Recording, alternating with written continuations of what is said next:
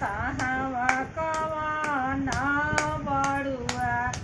लोटी पोटी जास हमारा के दीहिए बाबाजी नव गुण जाने वह हमारा के दीहिए बाबाजी नव गुण जाने वह एक गुण दुई गुण हो तीन गुण जाने वह तीन गुण जाने बुआ माई है भाटावा के हो सचार गुण पाँच गुण हो